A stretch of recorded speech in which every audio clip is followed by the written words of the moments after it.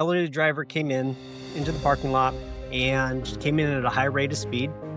And we've been on this call. Anyone who's been in EMS, the elderly driver that hit the gas instead of the brake, that's exactly what happened.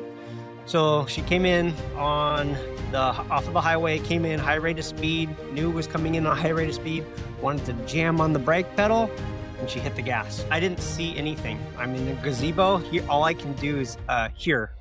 And what I hear is basically tires screeching, like what you would hear right before a bad accident's about to happen, an engine revving, and then the biggest crash I've ever heard in my life. And so I got knocked back. When I came to, I looked around, and all I see is a car that plowed through where we're at, and I can't find my son. And I eventually find him, and he's lying face down, not moving, partially under the car. So in that moment, I'm thinking, that's it. I'm about to pick up my dead child. This is A Silent War Within, the podcast dedicated to confronting the unseen mental health battles carried by our first responder and healthcare heroes. This show is about real stories, real struggles, and real ways to survive the storm and come out stronger on the other side. For too long, stigma has kept you silent, but this is your space to bravely break that silence, share vital insights, and build a community where your well-being truly comes first, because your service deserves unwavering support.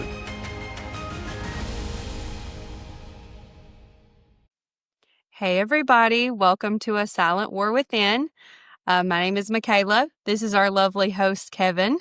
He's asked me to pop it off today, so we're going to get started. We have a wonderful, lovely guest I'm so excited about today.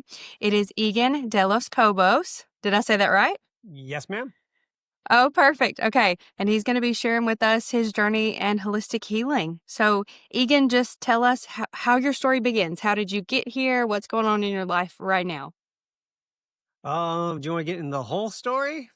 Yeah. Do your I whole want the whole background. story. I want Yeah. the everything you've done public service wise and everything from start to finish. I love Okay. a good story. Okay, if I start going on a tangent, then you just stop me and we'll get to it or Hey, something. we love tangents too, so you're good. Awesome. Okay. Well, so like I said, my name's Egan De Los Cobos. I've been a firefighter paramedic. I've been in the fire service for 26 years. I started at 18 years old. I was just took it. Actually, didn't. I was never one of those people who thought they were going to be in public safety. My dad was a reserve police officer, so I was exposed at a young age to some of it. But I didn't think that was for me. So I got through high school, got my first semester of college, and when I hate this, I can't do this. I want to go. I want to be outside. I want to do something else. I was big into surfing, and the college I went to was just a city college, a community college, but it was right next to the beach. So I was just like, I got to get out there, and whatever I do, I can't be inside. So I went home and asked my mom. I'm like, hey, this isn't working for me. So what can I do? Would you have any ideas? And she's like, well, your uncle's a firefighter. He seems like he loves his job. So maybe hit him up. So I called him up and he said kind of what we all hear in this line of work to some degree. Best job in the world. You won't feel like you worked a day in your life. And to get started, take an EMT class and then maybe go fire academy if you want to go that route. I'm like, okay. So I left that college, went to another community college that had a fire academy, EMT and all that, and took my EMT class. And lo and behold, I got the highest grade that I've ever gotten in my life in the class. So I'm like, well, there's something to it. I was never a bad student, but I was never a great student either. And for some reason, this clicked with me. And that's when I realized that it's something I'm interested in. And it actually kind of matters, I think. So maybe I paid attention more and I loved it. So I pursued the EMT stuff, went on to the fire academy, and I got hired as a paid call firefighter at 18 years old. So I don't know, 8 months out of high school, and I was already working as a firefighter as a paid call, and I loved it. So I went on to become paramedic school about a couple years into my journey, and then got hired on a private ambulance and concurrently worked in the fire service too. But I worked for a private ambulance company for 6 years, 5 years as a paramedic, and then went on to get hired full time in my current agency in Santa Barbara County as a firefighter paramedic back in 2007. And so that's kind of my professional journey. When it comes to health, I've always been trying to be the person who interested in health. That's always something that's been a goal of mine, just being active. And I've always been kind of just wanting to do those things, to eat right, exercise, blah, blah, blah, like nothing crazy. I've always been kind of interested in that. But then I was kind of forced to really buckle down throughout my journey. So that was always in the back. And then, so I went on. So early in my career, so 2007, I got hired. And then in 2013 is basically when my life changed forever. So in 2013, my son, he was 3 years old at the time. We were sitting in front of a coffee shop. And the way this coffee shop was set up was you kind of come into the parking lot and then there's a handicapped parking spot that's facing the patio that's kind of fenced in and there's a gazebo. And my son and I would sit in this gazebo almost every day off that I had. Ironically, this was like a vacation day that I took too. So the irony is pretty funny. So I should have been at work, but I was not, but we'll get into that. So, anyways, we're sitting in that gazebo and then the highway kind of parallels where this grocery store is. So there's a lot of highway speed kind of traffic. So on this day, an elderly driver came in into the parking lot and came in at a high rate of speed. And we've been on this call. Anyone who's been in EMS, the elderly driver that hit the gas instead of the brake, that's exactly what happened. So she came in on off of the highway, came in high rate of speed, knew was coming in on a high rate of speed, wanted to jam on the brake pedal, and she hit the gas. I didn't see anything. I'm in a gazebo, so all I can do is hear. And what I hear is basically tires screeching, like what you would hear right before a bad accident's about to happen, an engine revving, and then the biggest crash I've ever heard in my life. And so I got knocked back. When I came to, I looked around and all I see is a car that plowed through where we're at, and I can't find my son. So in that moment, there's actually somebody across the patio who ran over and started asking me what I needed. I'm like, I can't find my son. And so he started helping me. I started moving tables, chairs, debris everywhere. And I eventually find him. And he's lying face down, not moving, partially under the car. So in that moment, I'm thinking, that's it. I'm about to pick up my dead child. As I pick him up, he instantly starts crying right away. So I pick him up and I hold him. The best cry I've ever heard. All of us in EMS love to hear kids crying, right? They're breathing, at least we can work from that. And as I'm holding him, I remember having two distinct feelings. The driver was just getting out of their car, and I had two distinct feelings. One was the worst anger I've ever had in my life to go over and punch an old lady in the face. And then the second was I'm in extreme pain and I think my legs are broken. So I fight the anger urge, and then I said, I got to get away from this car, hold my son, and I walk thinking my legs are going to give out because I thought they were broken, but they were not. So thank God I got away from the car, sat down, and then that's when the whole thing just played out like a movie.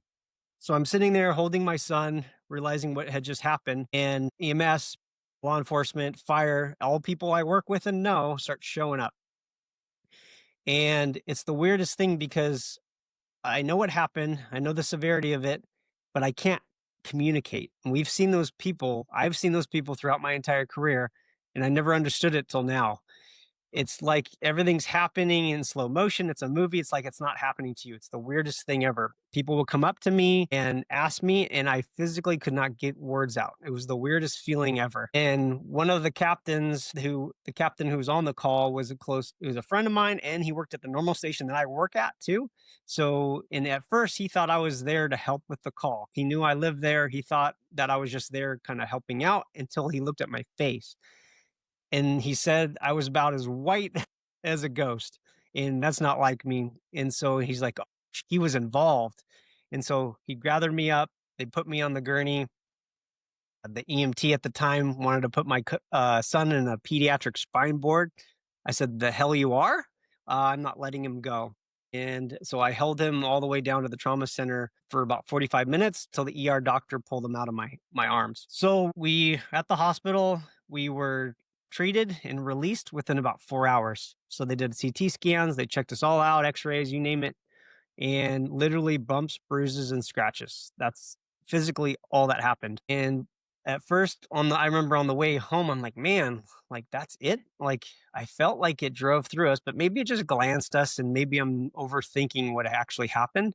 So I go back. Actually, my truck was still parked at that incident. My sister had drove up from like 3 hours away to come visit us at the hospital, and she took me back to my car. And sure as shit, it went right through us. Like there's no good logical reason that we're still alive. A miracle. So, and that's what I wrote it off as. So I went, so we just kind of went from there. I went, man, that was a close call. We've all seen those kinds of things working in 911, of those close incidents. Wow, those people are so lucky. It's a miracle they're alive. Man, it could have been way worse. That's exactly what I said. And I've always been a grateful person, never really tried to dwell on anything. And that's what I did. I just moved on. And that's it. And I tried to maintain a normal life, but I knew it was significant, but I just thought, well, physically you're fine. Let's just, move on with our life. And that's what I did, or tried to do. Within about 3 weeks after the accident, I started noticing physical symptoms. I noticed that I started having really bad foot pain. So I had my middle toes on both of my feet had swelled up the size of my big toes. And I'm like, well, that's weird. Maybe they broke. I had broke them in the accident, didn't realize it. I don't know. So I went to the doctor and got checked out. They did x-rays, and they said, no, there's nothing broken. And it's just kind of inflammation. They didn't give me any answers. I'm like, well, that's weird, but okay, we'll just move on. And then that was the start of the cascade of physical symptoms for the next several years that tied back to this, but I had no answers, and it just kept going and going. So I'm going to sum up the next 3 years in just a few minutes. So that started out with the foot pain, and then that led into really bad hip pain, so bad that I couldn't hold my son some days. I couldn't walk some days. I couldn't hold my child.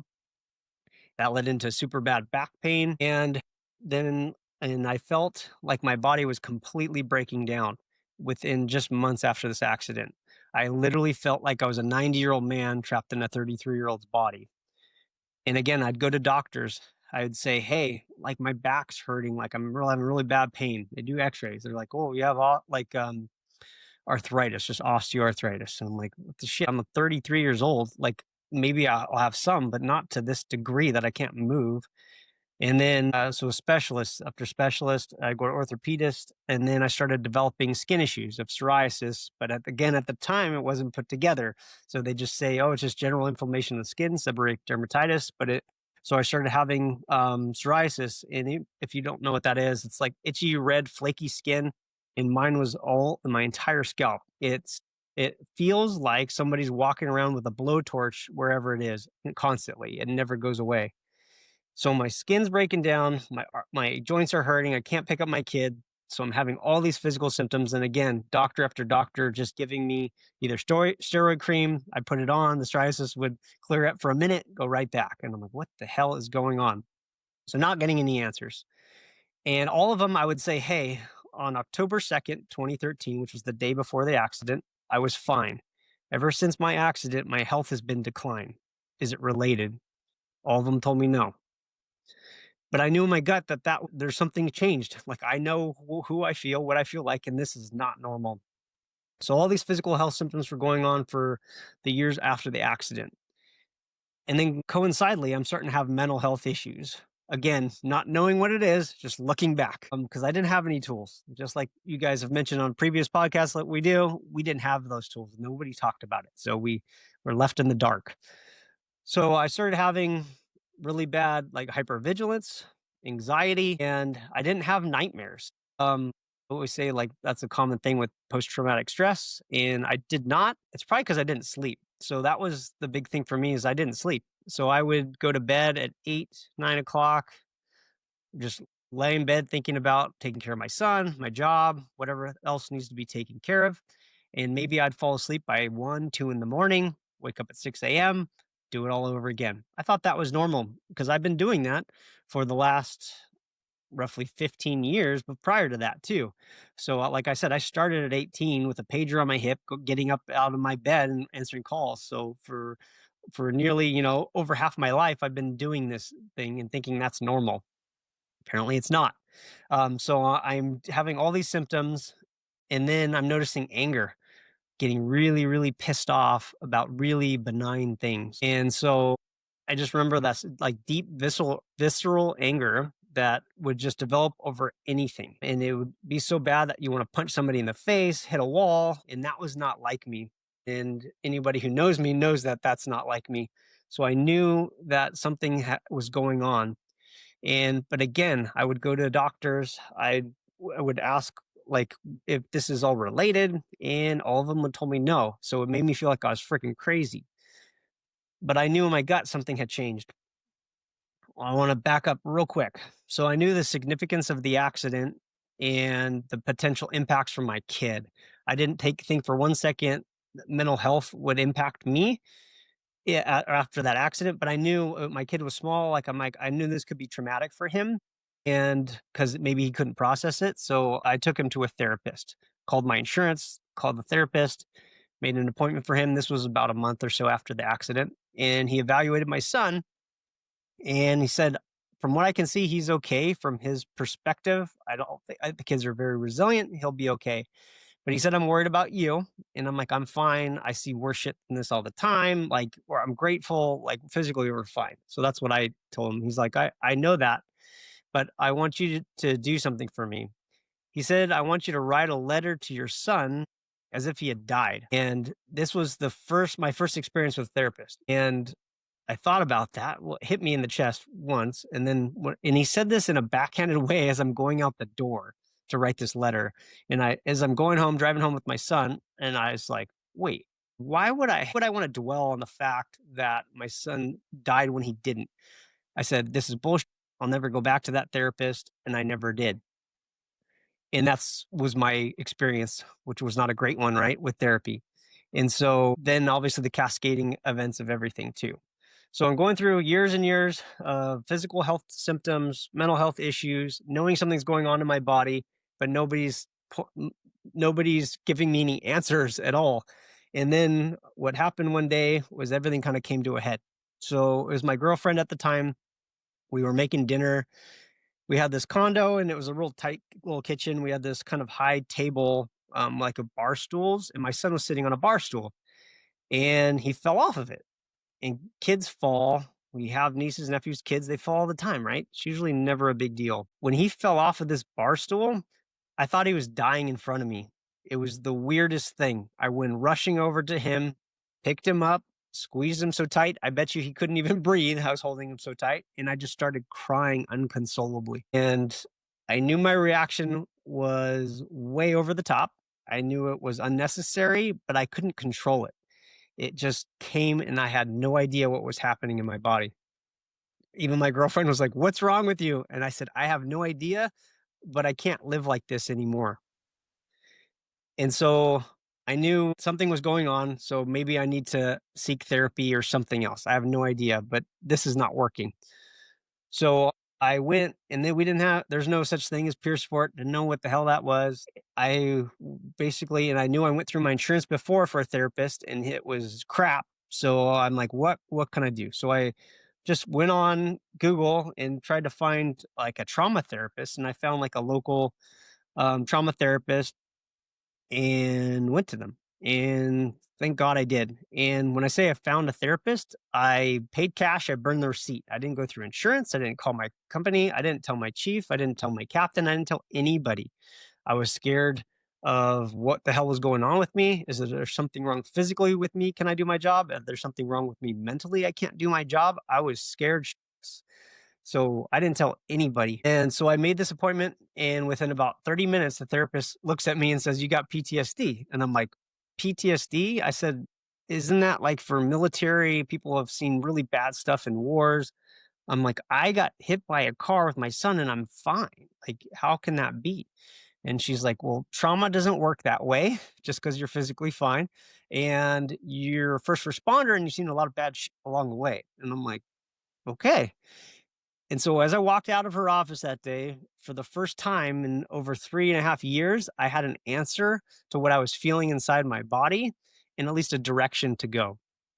So I underwent what's called EMDR, eye movement desensitization and reprocessing, and it worked fantastic for me.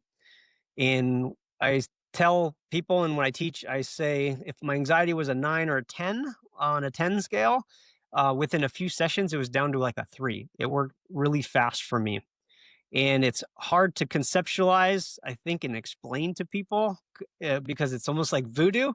Mhm. But what I conceptualize it as is when you have PTSD, to me, it was like carrying around a big, heavy box. It's You can't put it down. It's weighing on you all the time and it's constantly in your way. And what EMDR did for me was allow me to kind of go through that box, kind of box it up and put it on a shelf. And I can access that box if I need to, but it's not a burden in me to carry it around anymore. And so that by reducing that was allowing me to finally start to heal. So that was kind of the turning point for me to start on my physical health journey. Like I said, I was just going down for years and years. And then finally, once I can unpack that, what I was feeling in my gut, that something changed on that day, that I finally had that answer that allowed me to remove some of that to focus on my physical healing. And so I started leaning in. Like I said, I was always interested in health. I was never as obsessed with it as I am to this day because I felt like I had to be because I I was asked this on a recent webinar too. They always ask me like, why didn't you like give up or like put your hands up? And I'm like, and it hit me because I'm like, I never knew I had a choice. I didn't think I had a choice. And in my opinion, I don't have a choice. I have a Mhm. kid that depends on me. I have a relationship that depends on me and my family. Like there's no giving up for me. That's not an option. So I was relentless because I wasn't getting it from the answers from doctors at that time. And then so throughout my journey too, real quick, one of the also pivotal changing points for me physically health was is I went down to UCLA twice, which is renowned and lots of good things um, are studied there. But anyways, I was sent down there because my hip pain was so bad, and their answer to me was they wanted to cut my hip open from anterior to posterior, so front to back, put my femur in traction, grind down my femur head, and then put it back together. And I'd come back in 3 years for a hip replacement. That's the answers I was getting. And as you guys know, that sounds pretty invasive to me. And I didn't want that. And so that was definitely one of those motivating factors for me to not do that.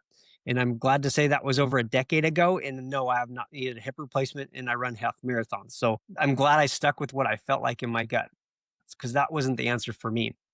So I started on my physical healing journey after I was able to process stress and understand that. I just leaned in. I'm like, stress affected me. How does stress affect me? So I just started getting my hands on everything I could get my hands on, books, podcasts, YouTube videos, whatever. And I started just kind of piecing things together that fit what I was talking about.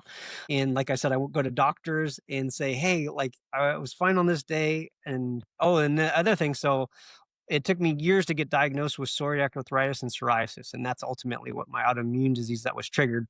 So I would hand them the symptoms. I was have a genetic component. I have all these symptoms, and no one would diagnose me for years to come. It was crazy, which I didn't care so much about the diagnosis per se, because a label's not going to really help you, but at least it'll Mhm. give you something to in a certain direction too.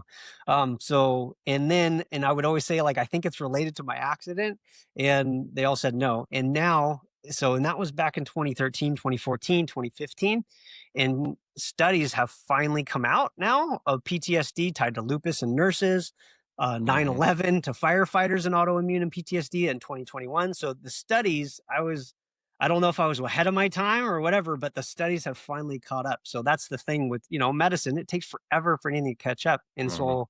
And that was why I didn't feel like I option. I knew what I felt and I knew what direction I had to go. So I leaned into what I discovered was, immune health, gut health, and how that relates and how that mind body gut connection is pivotal. When I speak, my presentations is called mental health is physical health. Because to me, there's no delineation between the two. They are totally coincided. They're physiologically, chemically, everything is related. So I don't compartmentalize the body because that's my journey. Everything you pull one lever, it pulls something else. So that was my journey. So I leaned into gut health and the mind body gut connection, how stress plays a huge role in all that physiological stress, it's all the same. It's chemicals going through our body. When where they Mhm. land is where what happens too.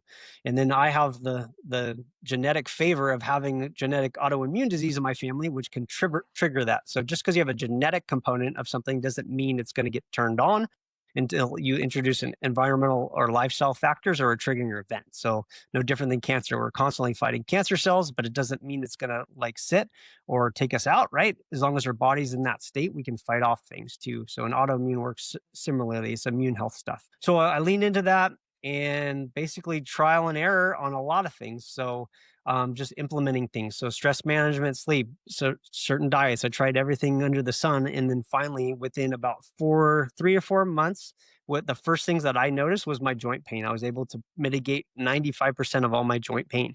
That was probably one of the first things to go. And then after about 4 to 6 months of implementing what I was doing, it was my skin. I started to reverse my skin. So my entire scalp was completely covered with psoriasis.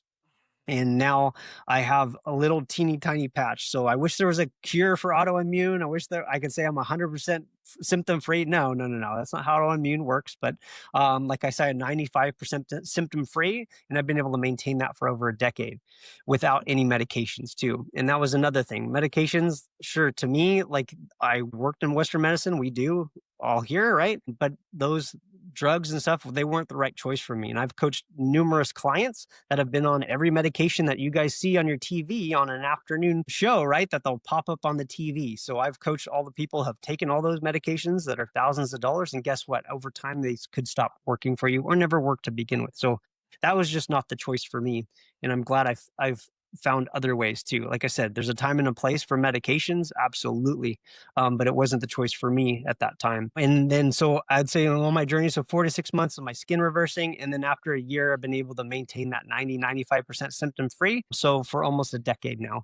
And so that's what kind of my personal journey.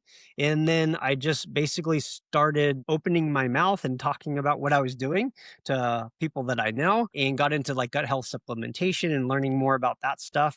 And that's kind of what helped me. I just opened my mouth and started sharing what I was doing. And I was flabbergasted, especially social media. People started coming, oh, like I'm starting like, holy shit, you suffer with that? And us and Fire and EMS, right? We Mhm. were really good at keeping shit under wraps, right? So that's pretty, it was ironic that I started learning more about people. Like I had no idea that you were suffering with that too. And my PTSD journey. And that's kind of just grew into like, wow, this is cool. Like I'm like what I'm doing is helping and we're all Mhm. helpers right here. And we like to do that. And it's something that's just been so rewarding to be able to help those that we work with who are helpers too. So like it's just even been more rewarding for me to get into this. So I just started doing this, helping people just on a whim. And then I'm like, well, is this even a thing? Like health coaching? I have no idea. So I same thing, Google it. And I'm like, oh, it's actually a thing. And so I got certified as a health coach, tacked on like gut health nutrition specialist and trauma informed and all that stuff. And it's all stuff that I'm already working on, including my own journey, but I just wanted to formalize it. And then now I've been coaching now for over 5 years, officially with my business and everything. And I love it. And I also work with an inpatient treatment facility in Southern California that I do group health coaching to with clients who are all first responder only and inpatient treatment. So I do weekly coaching calls with them too. So I work very hand in hand with addictions and treatments and health and all that stuff in first responders. And I love it. So and that's my personal thing. And then on duty, I'm also the peer support coordinator, been part of peer support for over 5 years and moving towards establishing our wellness program. Keep your fingers crossed that we'll be able to successfully push through on all that stuff too. But like I say, I love health on duty, off duty, and that's what I do. So that's why I'm here. I'm off duty, but on duty, I'm doing peer support and all those other stuff too. So I love it. And the biggest thing is I just don't want people to make the same mistakes that I did. I made so many mistakes. I didn't talk to anyone, and I made so many things that I'm glad I felt in my gut and stuck with what I wanted to, what I felt was right for me. And I'm glad I stuck through with that too. But at the same time, there was years of suffering and misery that I didn't need to have, but I'm glad I went through it because it made me where I am today. So that's the long and the short of my story.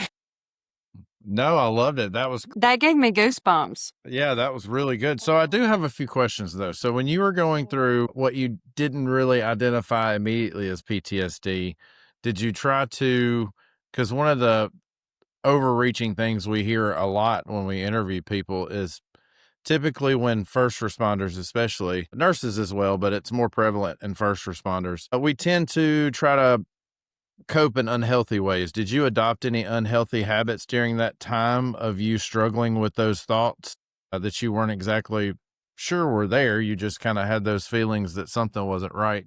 Did you adopt any unhealthy coping mechanisms? Not nothing outlying that I've never been a big drinker or gone down that road. I mean, Hmm. and that's been part of me just because I've had alcoholism in grandparents and other things too. So I've never been one to adopt like that. I mean, the coping mechanisms, the coping mechanism. It could be food, it could be drugs, it could be Right. sex, it could be shopping on Amazon, it could be working Hmm. endless overtime. Like there's like coping mechanisms are all bundled together, right? I would say I didn't feel like I did not like have anything. I think I just wanted to find answers, and but when it comes to, I didn't have any unhealthy coping that I could think of off the top of my head that stands out. But when you talk about Well, part you of said spiraling. spiraling, so part and parcel to that is like depression. And so I say, like, throughout my whole journey, like I said, I'm a positive person. I try to lean in gratitude. Hmm.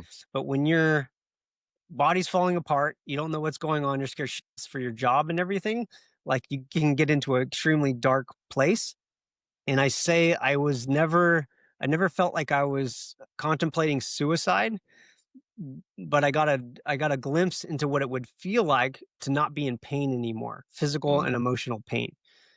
I never crossed that line at all, but I got into that place where those thoughts would go around my head of Hmm. how can I make this stop? And I think one of the things that you mentioned, were you about to say something, Michaela? Did I cut you No, off? you go ahead. One of the things that you mentioned that I really liked is, when you start to realize that stress affects your health. One of the first things I was told going to counseling is my counselor looked at me and said, or my therapist looked at me and said, "You're going to kill yourself stressing as much as you do." And that was a very eye-opening moment because I didn't even think of it as stress, but once I started talking and letting things out, she quickly realized that this guy is wound tight.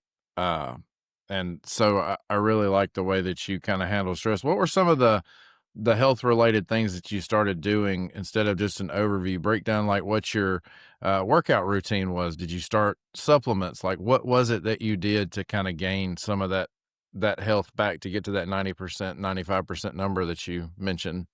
Yeah, no, that's a great question. I first things first, and I did this for myself. And when you have an autoimmune disease, because that's all I can speak for personally, but Mhm. it's crazy because you're forced to be constantly in tune with what your body responds to. And so it's almost like a barometer or your own personal health coach telling you what to do and what not to do. And so, like, if you listen to your body and have that self awareness, everyone's different, but there's a lot of key things. So, one of the first things was definitely sleep, right? So, I think in stress, sleep go coincides hand in hand. So, when I started anybody on a client, those are some of the first things we work on. A good telltale way to tell that your stress is way too much is I ask, how's your sleep? And if you tell me shit, guess what? Your stress is probably high. So it's pretty easy answer. And so that's a good place to start because the science is overwhelming. And I just went to this symposium, and long story short, they haven't done many like sleep deprivation studies for like 50 years for a good reason. It's horrible for your health. And so Mhm. that's one of the biggest hot topics in fire service and everything. So, and that was me, right? I shit you not, I probably had, on average, 3 to 4 hours of sleep a night for a few years. So, guess what? That's not a good idea. So, that's probably the first thing to work on is concentrating on how to get that sleep, and that's a very hard thing. So, especially when I coach first responders, like, sleep, we almost laugh when we hear that, right? Because Mhm. 24-hour shifts, 48-hour shifts, 12-hour swing shifts, you name it, it's a hard thing. There's no such thing in perfection when it comes to health, and there's definitely not when it comes to first responder health, right? And it's simply developing those habits and self awareness of trying to maximize what you can. So there are things out there too. And there's been way more tools I've been able to add in my toolbox in the last few years than I did back then, but I'll revert to what I did back then to kind of get me out of where it was. And it was focusing first on that sleep. So, like I said, once I was able to start unpacking that stress of what I felt with the EMDR, that was, I think, that literally just changed everything, Mm-hmm. that physiological feeling. I want to, and part of that too. So this is a fun, interesting insight. So when I did EMDR, it was tapping is what they did. Mm-hmm. And so I walked through the traumatic call with my son, and I remember like, oh my God, like the most tears I've ever had in my life. It was the weirdest thing. I felt like I just felt like I was vomiting tears like through my eyeballs. It was weird. And so, but part of that walking through is you reframe those memories, right? And so part of that, that memories that was reframed. So the first part of it that was stuck in my brain, because when I talk about stress, especially like the academy and stuff, I classify traumatic stress or these little slides that we have. Those are like mental splinters. They get freaking lodged in there, and they may not develop into anything, or they could fester and start an infection. And until you unpack it, it's going to affect your life.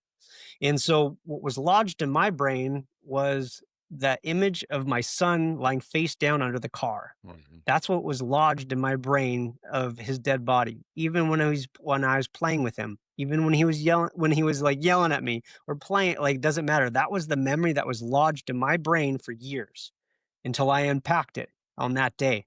But I didn't know it. You never know it until you start going into those things too. So what EMDR did was reframe that memory, and the tapping is maybe part of it. Is once I go to that place, I feel him physically tapping on my shoulder saying, "Daddy, I'm here. Daddy, I'm here." So by unpacking that thing that was nagging at me, and that's physiological stress, was allowed to take that, me out of that fight or flight state to get me into that rest and digest. And rest and digest is our healing state. Mm-hmm. And that's what the goal is, right? And gut health is part of that, but nervous system is kind of top priority. And then you can work on it because it's a downstream Mm-hmm. effect of everything. And so by getting that stress was the first, boulder out of my backpack that I could get to finally start to heal. And so focusing on that sleep and stress management was key. And then when it comes to autoimmune, those things that we know we're supposed to be doing, right? Hydrating. Well, most of us are chronically dehydrating. When you have a joint issues, arthritis, or anything, it's getting that hydration in there. So that's always a good thing. Look at that. I made you Drink your thirsty. water, Kevin. Yeah. You're messing with my head. You said Exactly. hydration. I was like, I'm thirsty. Oh, yeah, exactly. Yep. See, mind, body, right? Right. And so like doing those things. And then when it talks about, so gut health is the big part of gut health is feeding our gut. And what does our gut need? Our gut needs fiber. That's what fuels it. So those plants, vegetables, fruits, vegetables, those kinds of things are the core of it. It's not everything. I've done vegan diet. I've tried keto. I've tried all the crazy, weird diets, whatever I call them weird, just because diet's a 4-letter word to me. It's more of fuel. I like that 4-letter word a lot better. It's fueling your body for what are you trying to do? And you don't want to, when you're wanting to be for performance, which we are doing, we're challenging ourselves. We're in a very high stress field. We need to fuel our body. I don't want to go put 87 octane in a jet fighter, right? We want to put good fuel in what it needs to get done. And don't put bad fuel in it. That's how I look at it. So what are we putting in our body? And it's not what we're consuming so much, it's what we're absorbing. So that's a good way to look at it too. So gut health is at the key of that. So eating those things that we know we should be eating, minimizing those things we're not supposed to be eating, is kind of at the crux of a lot of that stuff too. So in exercise, you said about like workout. So that's huge when it comes to anything. And I always tell when I'm coaching people too, you don't need to be a crazy CrossFitter, marathon runner, any of that too. The science is overwhelming. Just simply moving your body, getting that, 20, 30 minutes, 3 to 5 days a week is beneficial for pretty much everybody for our brain health. And there's a real big proponent on pushing on looking at if you want to focus on one thing to promote health, is brain. So focus on things that'll promote your brain health is the best way to take care of your body as a whole. I know forever, I know I was a product of in the 90s of when we're talking about heart health, and we always thought, I still remember, and I tell the story, like my mom, we switched from butter to margarine, right? Because we're like, oh, or dying of heart attack, margarine's the way to go. And now we know that's like the worst thing possible. And so no different than, and I look at this when I frame it, because alcohol is such a big thing in our line of work, right? And the science is overwhelming that there's no healthy dose of alcohol, period. But people would always go back to a little bit, red wine in Italy or whatever, it's good for a heart. No dose is good for your brain, period. It kills your brain. And so and it disrupts your sleep. There's all kinds of things when it comes to that. Again, no such thing as perfection, but if you're wanting to optimize things, you need to take a backseat to other things. And so by doing those things and being cognizant of those things that weren't serving me and putting more into practice of what was, is what I focused on. Anything that had to do with brain health, gut health, that was kind of the focus that I went on to, in a lot of trial and error.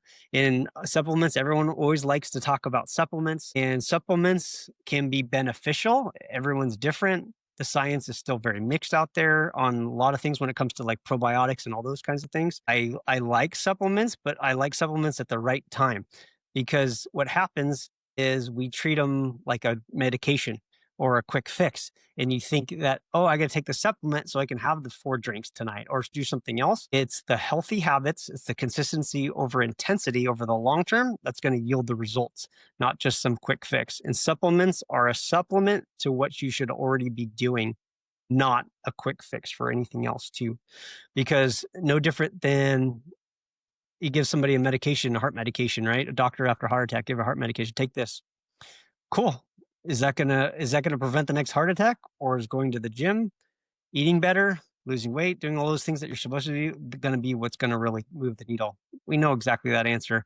So to me, like, I don't like to do that because it can distract people from what they should be doing and developing those healthy habits. I've done my health journey with supplements. I've done it without supplements. I don't need supplements. They should be just an addition to what you should already be doing. And again, so it sounds like blanket statements, and there's caveats to all these things, but that's just kind of the broader picture, the broader brushstroke for most people. So those are kind of the There's crux so of much. everything. Yeah. What's that? There's so much that I want to add. I was trying to keep Sure. mental notes like through the whole thing. First of all, I want to say this. Most people do not realize that when they go to a physician and they say, I have anxiety, I have pain, the doctor that you're going to is trained to prescribe you medications. So when you say, I have anxiety, okay, here's Ativan. I have hip pain. Okay, here's oxycodone. But they're not trained to get you to the root of what's wrong. So like all your psychosomatic symptoms that you were having, your flare-ups of psoriasis, they're going to give you creams and steroids for those. They're not going to tell you, have you tried all of these other methods? You're not going to go to a doctor nowadays that says, well, did you try acupuncture first before you came here? They're not going to do that. So I think that is a big thing. People don't realize when they come into the hospital and they have a pill, cabinet full of hundreds of pills they're taking every single day. And they're like, I want to consolidate these. And I'm like, which ones? You've got like 100 of them. What are all these for? And they're like, gout, Lipitor. I mean, it's all these things that have secondary problems. So I think that what you're saying and how that you combated your own symptoms for your life and what worked for you, that can speak to a lot of people, because a lot of people nowadays just go to the doctor. They want a pill that'll fix everything. It's a powerful story. Did we lose him? We might have lost him. Sorry. Touch something. That's all good. That's all good. Do you feel like that, and obviously you said it, but I want you to elaborate on it a little bit. With the PTSD, how long did it take for you to start mentally feeling better once you started the physical route paired with the therapy and the other things that you were doing? Or did you take some other holistic route that you may not have mentioned? How long did it take me to feel better after I started my journey? Is that what you're asking? Yeah. Okay. So when it comes to the stress and the sleep, it was pretty quick. I'd say once I unpacked all what I needed to, that was really good. And I think that to me, that was one of the biggest missing pieces of it for me. And that's why I emphasize so much on stress and sleep. Like you can eat perfectly, you can do all these workouts. If you're not sleeping and you're stressed, sorry, game over. Like in my opinion, there's nothing, you have to take care of those things or you're going to obliterate your health. So it took me, and like I said, I did a lot of trial and error on everything too. So I had to learn a lot of stuff. So especially autoimmune. And so I coach people with with almost any health journey to some degree. My focus mainly is autoimmune, arthritis, psoriasis, weight management, because that's a very common one. And I only coach what I've done. And so that's a big part of it. And I've tried, let me back up, trying to gather my thoughts here. So I've tried lots of different things when it comes to diet. And so I tried it will way back up. So with autoimmune, you got to be a little more specific on things. So there's more sensitivities, there's more reactions to things. So if you're self-aware more, you're hyper focused on kind of the little things too, because you have to be. So things like wheat, dairy, those things are really potentially something that can react. I can eat everything, but is it work well with me? Not, I can't eat a lot of it. Did I have donuts yesterday? Yes, I did. I did peer support interviews and I always bring donuts to peer support meetings. Will I have one? Okay. Yes. But can I have it all the time? No, because it's not good for my skin. That's just how I work. And so wheat and dairy are really common when it comes to autoimmune. That can not be as serving for some people. And then you can go on different things. There's autoimmune protocol diets, there's FODMAP diets, you name it, there's lots of things. And diets can be beneficial for autoimmune or whatever journey you're on. My caveat is every diet pretty much is meant for short term. That's the biggest thing people don't realize. And that's the biggest problem with it, is because once you go off of it, what do? You go full tilt the other direction. So you're going off on this other way, and you just erase pretty much what you did. And the problem is you almost go worse.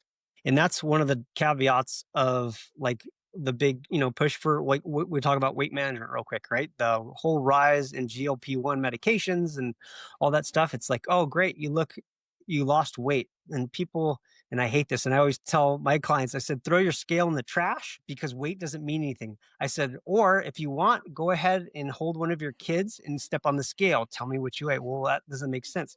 Exactly. If you don't know what you're made out of, then weight doesn't matter to you. You don't know what's bone, you don't know what's water, you don't know what's muscle. And the problem when you're doing any weight journey is if you do it too fast, is you're going to lose muscle. Your muscle is your key to your metabolism and your longevity and your health. You do not want to lose it. And so that's one of the biggest problems, in that comes back to those habits and developing those healthy habits of doing it effectively over time. Sorry, I can talk all day and I'm going on tangents probably now.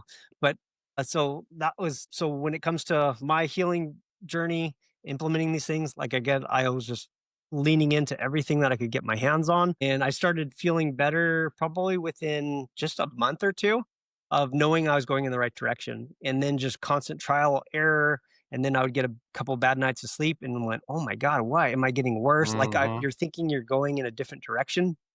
And that's something that I think everyone can relate to. Sometimes you're implementing new things and then you're getting worse or something. Healing's not linear. Healing is totally up and down. And just look at it over kind of the long haul. No different than weight loss. Don't ever weigh yourself every day. I always tell people, especially firefighters, know this exactly, right? So how much does a gallon of water weigh? 8 pounds. And guess how much water you should be drinking daily for most people? About a gallon. So how much can your weight vary in one day? You're right, 8 pounds. So don't get hung up so much on scale, because that could be just hydration and everything else. So it's more about that long-term trajectory. And so I learned right away, healing is not linear at all, constantly up and down. And I have so many pictures of my skin. I've took progress photos forever. And so put it this way, I just took some just a few weeks ago, and my skin's even better than it was. Like I told you, I've been dealing with this for 10 years. So I'm still finally tweaking things. I've moved things from my diet and done other stuff. And so I'm still healing. So it takes a while, but when I coach clients, I work with clients for about 16 weeks. And that's a good jumping off point for most people to start to notice healing too. But it's a long-term thing. And what I don't like when it comes to healing is thinking that you work with somebody for 30 days or a few months and that's it, you're done. No, my goal is to give somebody tools so that they can move on and not need me ever again. That's my goal when I work with clients. And giving them tools to help them, their family around them too, that they can implement for long-term solutions, not just quick fixes. I hate quick fixes. We are inundated with them, especially in first responder world. next greatest supplement, the next greatest thing, the next greatest diet. Like just go into any station and just ask somebody, hey, what diets have you tried? And they'll name all the top ones, or what supplements did you take? And then a big hot topic now, right, is like testosterone replacement, those kinds of things. GLP-1s, those Mhm. go hand in hand right now, right? Through everything too. Everybody wants this quick fix for things, and it's not all it's cracked up to be, in my opinion. So, but everyone's got to look out for themselves. And again, you mentioned, Kevin, like root causes, right? And so a very common one. So testosterone replacement, people are really big on that right now. It's like my testosterone's low. I went to the doctor. I get testosterone replacement. Cool. Why is your testosterone low? Do you know why? It's because you're stressed. You're not sleeping. You're not eating right. You're not doing those things that you're supposed to do. That's why your testosterone's low. Why don't you work on that Mhm. first before you have something that you got to take for the rest of your life?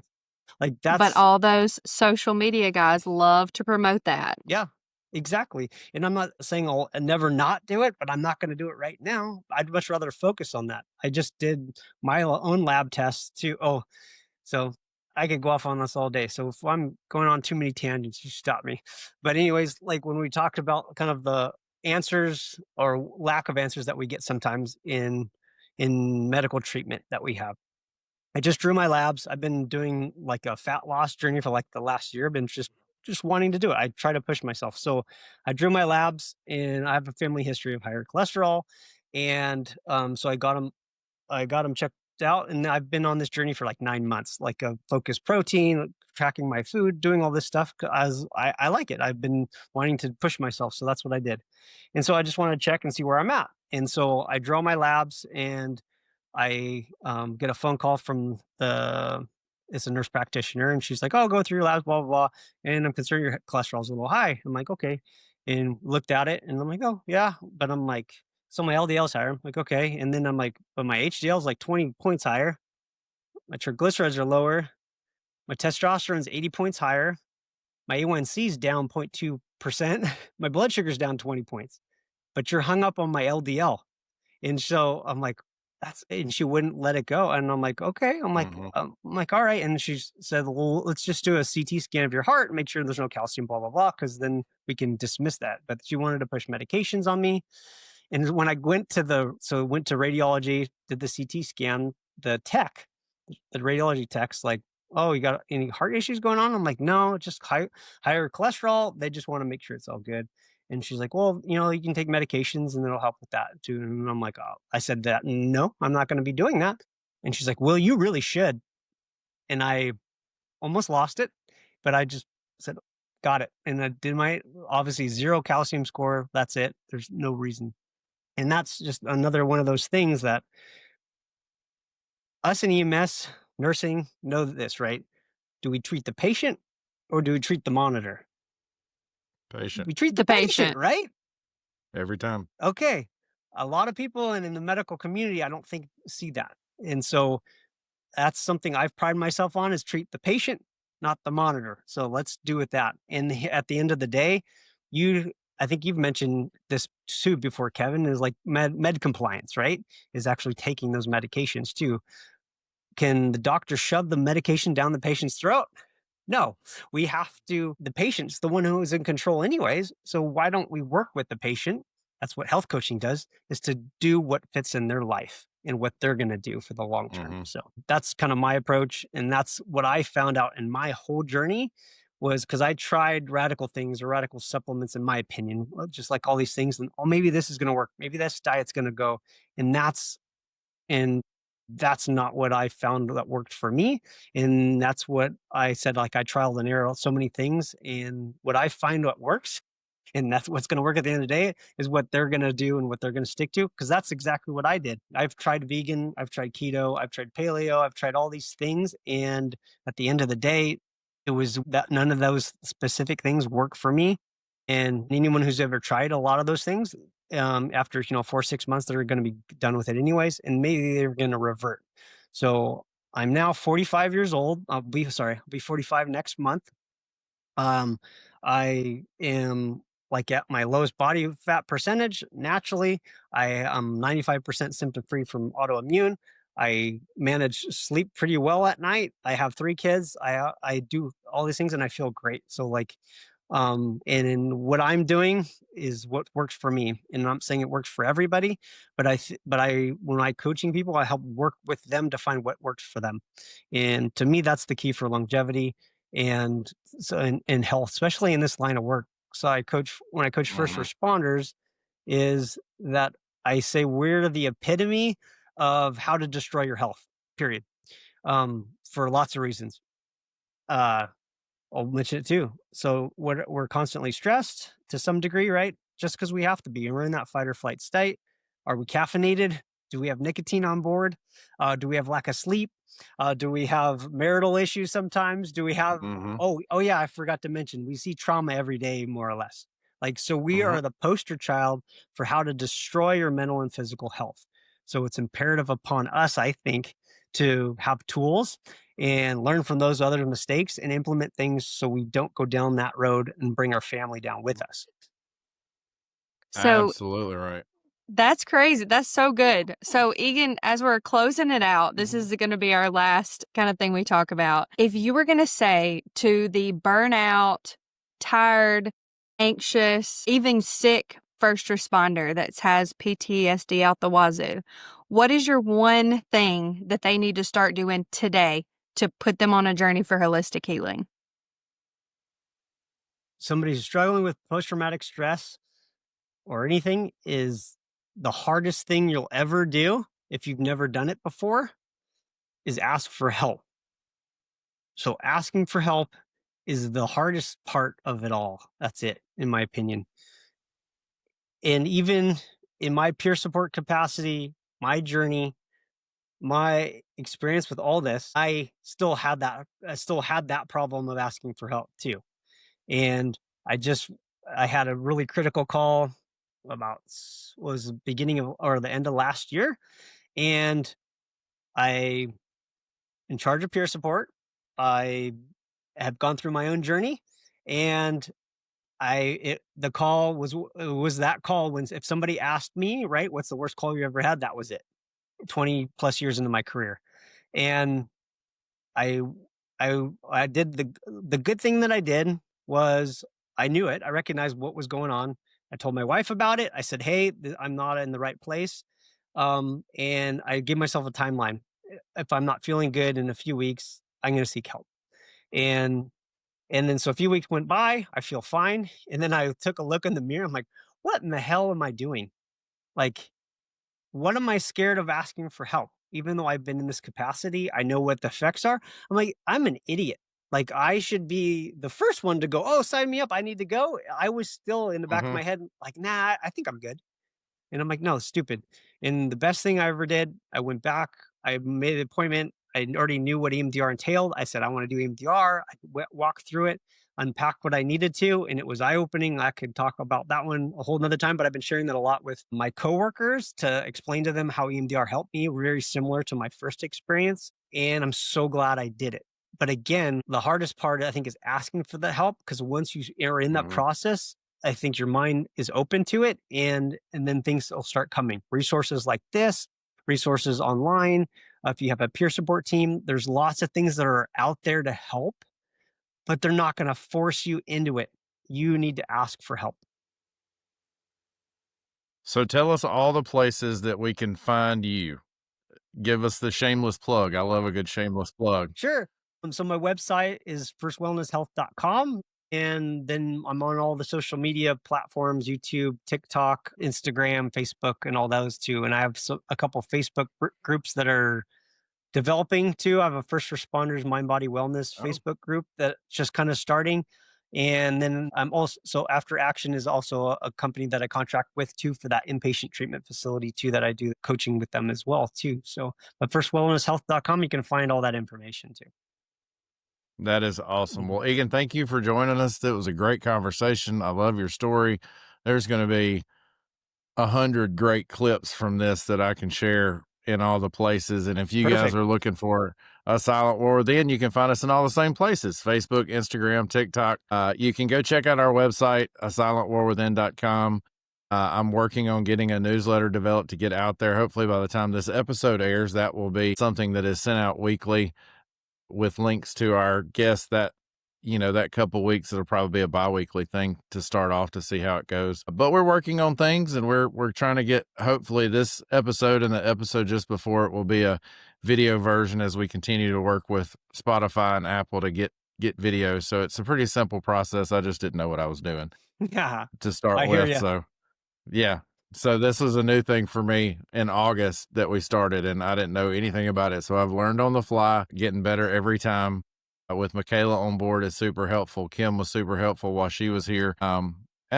Kim is still with us. She's not gone from the team. She's just on a extended absence from us. So, but we'll be happy to have her back. Happy to have her join Michaela as our co-host. And of course, go look for us, go listen to us. We stream on Spotify, Apple Podcasts, and YouTube, as well as Podbean. We're getting streamed around the world there. Podbean is one that distributes to other agencies internationally. So we've been streamed in a few countries now, which is pretty exciting. So keep listening to us, keep searching for us, keep watching our stuff. And as always, be safe, take care of your mind, and we'll talk soon. Goodbye, everybody. Bye. Bye. You've been listening to A Silent War Within. If this episode resonated, please subscribe, leave a review, and share with someone who needs to hear it. Remember, you're not alone and your well-being matters. It's time to end this silent war.